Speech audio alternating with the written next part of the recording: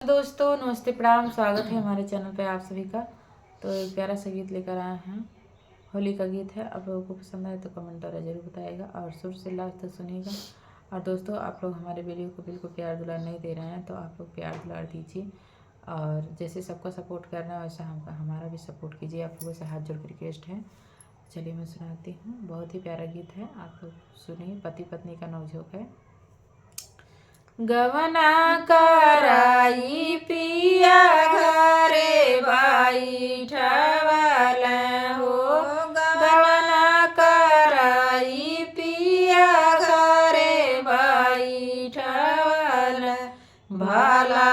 अपने सुतल खरिहाने, रायली भैली भारी, भला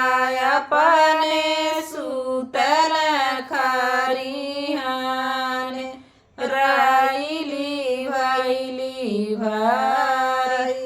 गोड़े तोरे लागिला लहुरा देवरवा हो,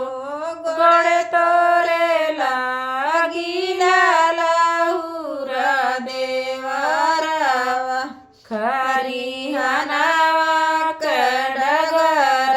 बतावा, रायली भैली भारी, खरिहानवा के डगर बतावा,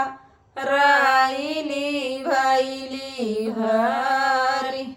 ऊंचे ऊंचे जइहा भौजी नीचे जनी नीचइहा हो, ऊंचे ऊंचे जइहा भौजी नीचे जनी नीचइहा, भला नीचावा घनैला बसवारी, रायली भैली भारी, भला नीचावा घनैला बसवारी, रायली भैली भारी, जाई जही सिरहानी चदरिया हो, जाई जही सिरहानी चदरिया, भला सियावन उठल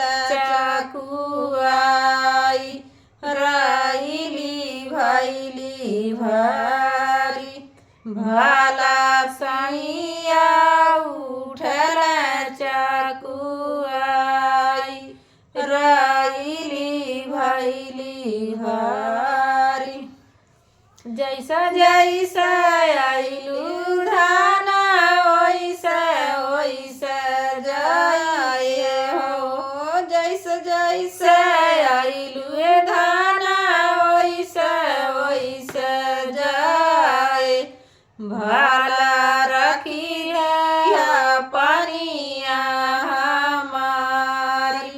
रायली भैली भारी, भला रखी दीहा पनिया हमारी, रायली भैली भारी, जैसे बलमुआ देखिए अचरा जनी पसारे हो, अनक बलमुआ देखिए अचरा जनी पसारे, भला रखी दीहा पनिया हमारी,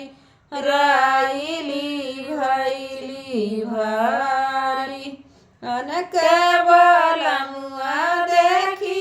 अचरा हम पसरब हो, अनक बलमुआ देखी अचरा हम पसरब, भला लूटब पनिया तुहारी, रायली भैली भारी, भला लूटब पनिया तुहारी, राईली भैली भारी